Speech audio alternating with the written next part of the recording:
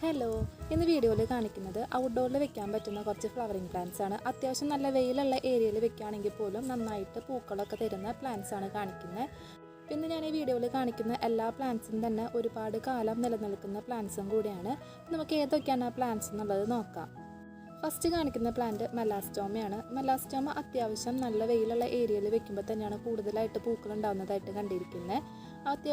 നല്ല ഭംഗിയായിട്ടുള്ള violet colour flowers തരുന്നൊരു പ്ലാന്റും കൂടിയാണത്. ഇതിൻ്റെ ഒരുപാട് വെറൈറ്റീസ് നമുക്ക് നഴ്സറിയിൽ നിന്ന് മേടിക്കാനായിട്ട് പറ്റും. ഇതിൻ്റെ തന്നെ വൈറ്റ് അതുപോലെ ലൈറ്റായിട്ടുള്ള പിങ്ക് ഷെയ്ഡൊക്കെ നമുക്ക് നഴ്സറിയിൽ അവൈലബിൾ ആണ്.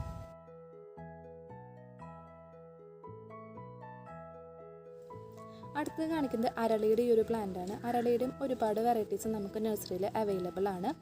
അരളി അത്യാവശ്യം നല്ല ചൂടുള്ള ഏരിയയിൽ നന്നായിട്ട് വളരുന്ന ഒരു പ്ലാന്റ് ആണ്. അതുപോലെ അരളിയുടെ വേറൊരു പ്രത്യേകത വളരെ കുറവ് വെള്ളം മതി എന്നുള്ളതാണ്.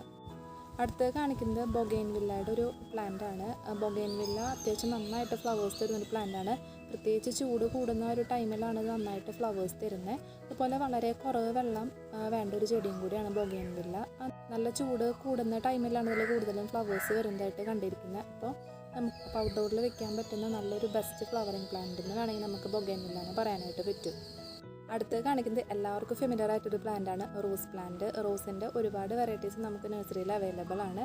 റോസും അത്യാവശ്യം നല്ല വെയിലുള്ള ഏരിയയിൽ വെക്കുമ്പോൾ തന്നെയാണ് കൂടുതൽ ഫ്ലവേഴ്സ് ഉണ്ടാകുന്നതായിട്ട് കണ്ടിരിക്കുന്നത്. അപ്പോൾ അതുകൊണ്ട് തന്നെ നമുക്ക് ഔട്ട്ഡോറിൽ അത്യാവശ്യം നല്ല വെയിലുള്ള ഏരിയയിൽ വെക്കാൻ പറ്റുന്ന ഒരു പ്ലാന്റാണ് റോസ് പ്ലാന്റ്.